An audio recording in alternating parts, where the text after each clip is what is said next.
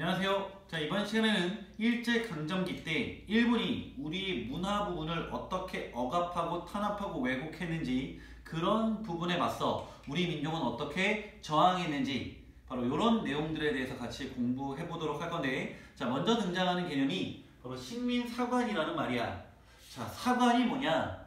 역사를 바라보는 관점이 바로 사관이야. 즉, 역사를 바라보는 관점은 굉장히 다양한데, 자, 식민사관 뜻이 뭘까? 그렇지, 우리나라 역사를 바라보는데 식민지 입장에서 바라봤다라는 거야. 바로 누가 바라본 역사일까? 그렇지, 일본이 우리나라 역사를 바라봤던 관점이 식민사관이야. 자, 그래서 일본이 만든 기구들이 있어. 조선사 편수회라고 해서 총독부 밑에 포함되어 있던 단체인데, 조선사와 관련된 내용들을 책으로 편찬하는 일을 했던 단체야. 특히 일본은 우리나라 역사 중에 조선사 왜곡, 조선사를 부정적으로 지필하는 데 굉장히 노력하거든. 왜 그랬을까? 그렇지, 바로 일제강점기 직전의 역사가 조선시대잖아. 그 조선시대 역사를 굉장히 안 좋게, 나쁘게 표현해야 자신들이 지금 지배하고 있는 정당성을 얻을 수 있었던 거지. 그래서 만든 게 조선사 편수회. 자, 그 다음 또 안타까운 단체가 청구학회야. 저건 우리나라 사학자들이 만든 단체, 즉 친일 사학자들이 만든 단체들.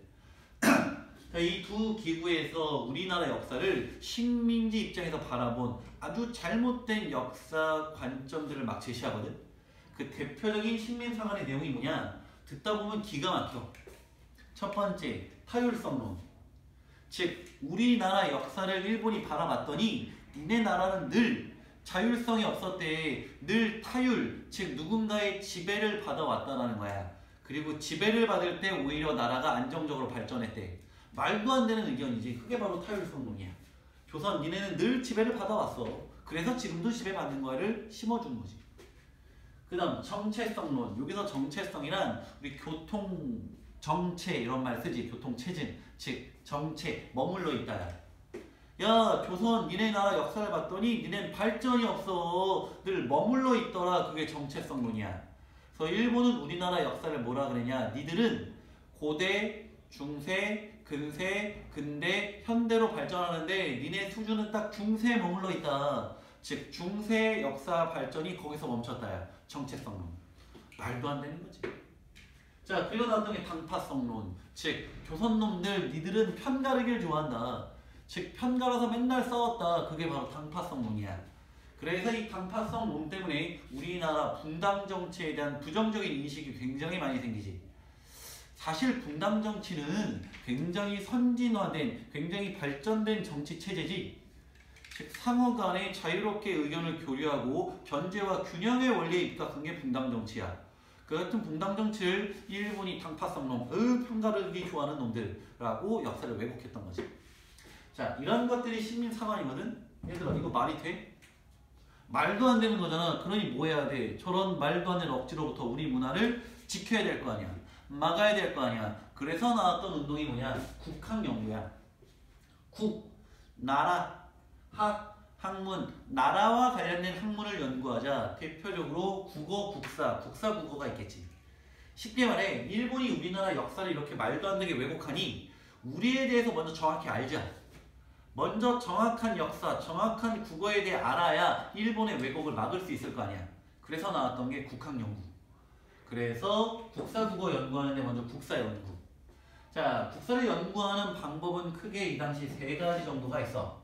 민족주의 사학, 사회경제사학, 실증사학. 이것들의 특징들을 여러분이 구별할 줄 알면 되거든. 자, 먼저 민족주의 사학.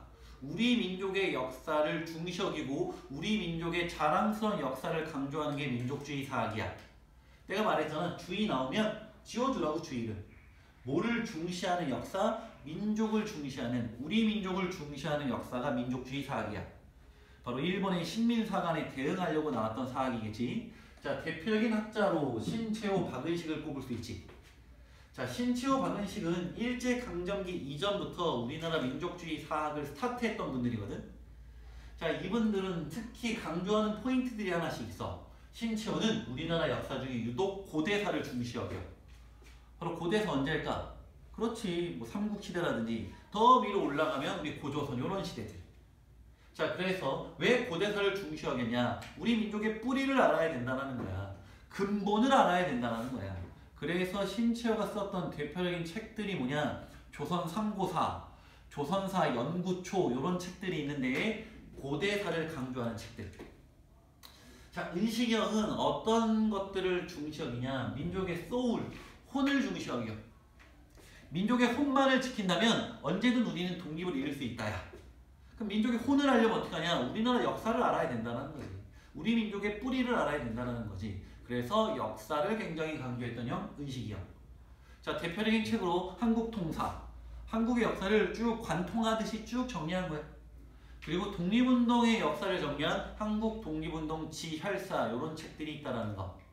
자, 20년대 이 형님들이 주축이었다면 30년대는 바로 정인보, 문일평, 안지영 같은 민족주의 사학자가 등장한다는 거.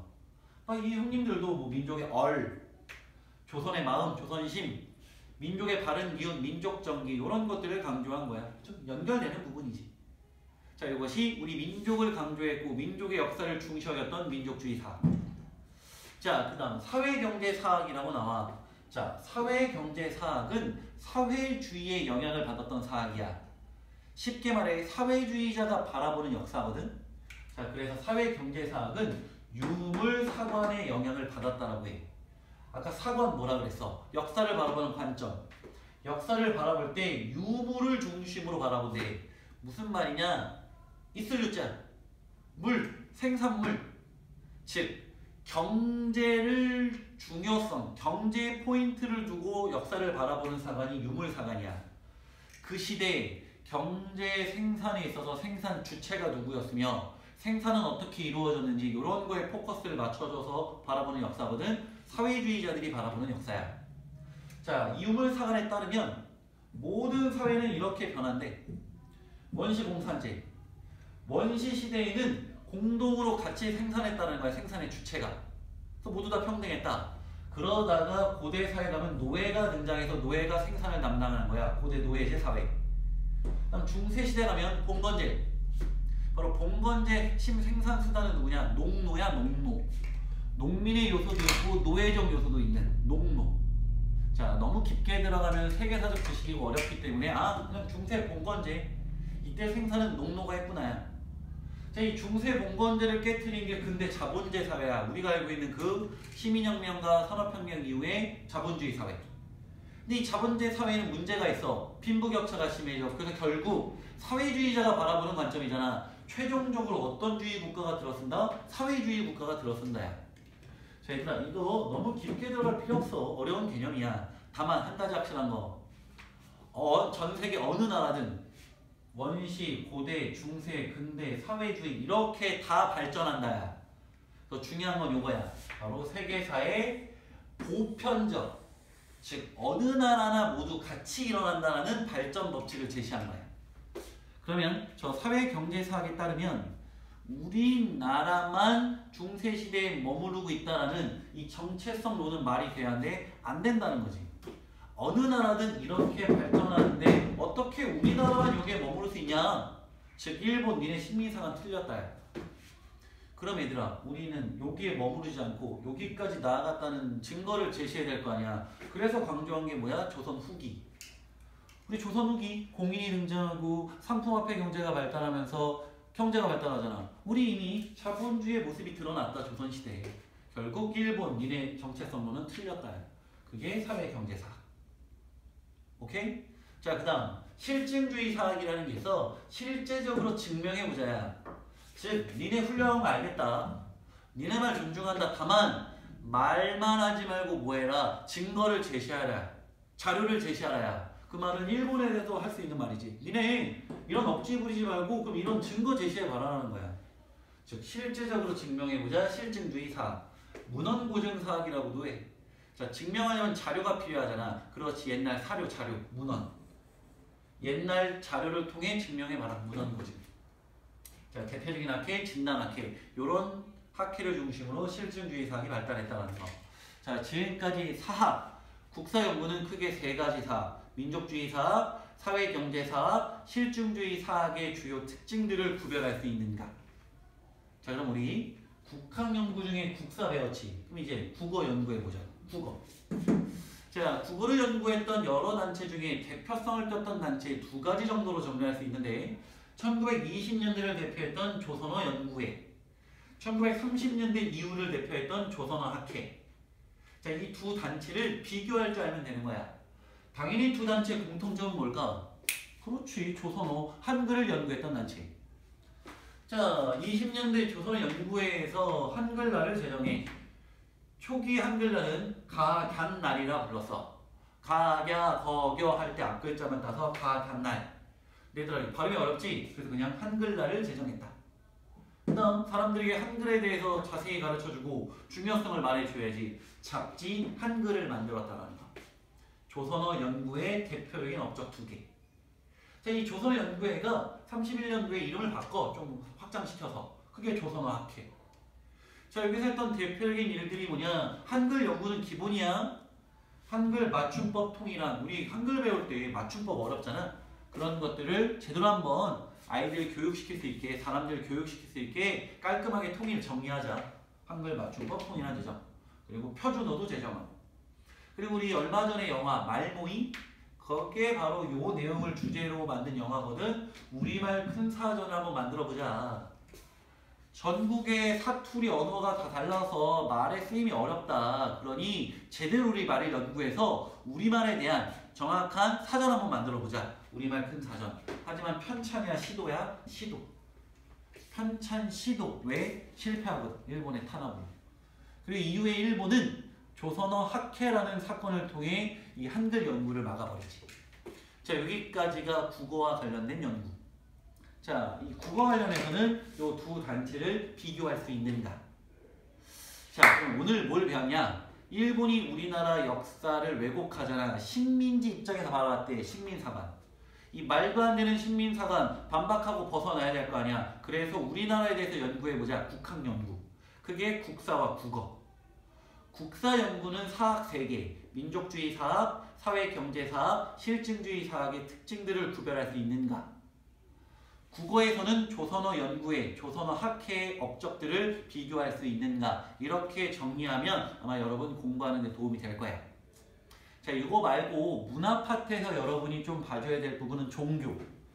우리나라 일제강점기 종교단체들이 독립운동을 굉장히 적극적으로 참여해. 이런 특징적인 종교들이 뭐가 있냐? 대종교, 단군 믿는 종교지. 이런 대종교는 무장투쟁에 집중했다라는 거. 자, 이런 거에 좀 포커스를 잡아서 공부하면 정리할 때 도움이 될 거야. 물론 다른 독립운동, 종교단체들이 많이 해. 그런 것들 여러분이 개별적으로 좀 살펴봐주면 좋을 것 같고, 그 다음 나오는 부분이 그런 것들이야. 여성운동, 소년운동, 청년운동, 형평운동. 이런 운동을 공부할 때 제일 중요한 건 모두 다 몇 년대에 있었던 운동? 20년대에 있었던 운동. 일제강점기는 10년 단위 구별이 중요하기 때문에. 자, 그 다음에 나오는 건 뭐냐? 문화 파트에서 그런 것들. 우리 저항시인들. 저항시인이 있다면 친일했던 사람들도 있을 거 아니야. 이런 예술가들에 대한 이야기가 나오거든. 이런 것들은 여러분이 교과서 읽어봐도 충분히 이해가 될 수 있을 것 같아. 읽어보다 어려운 게 있으면 언제든 질문하러 오고. 그래서 오늘 수업의 포인트. 식민사관, 국학. 국학은 크게 국사와 국어. 이렇게 정리하면 좋을 것 같아. 자, 항상 감기 조심하고, 자, 파이팅 하자. 파이팅! 안녕!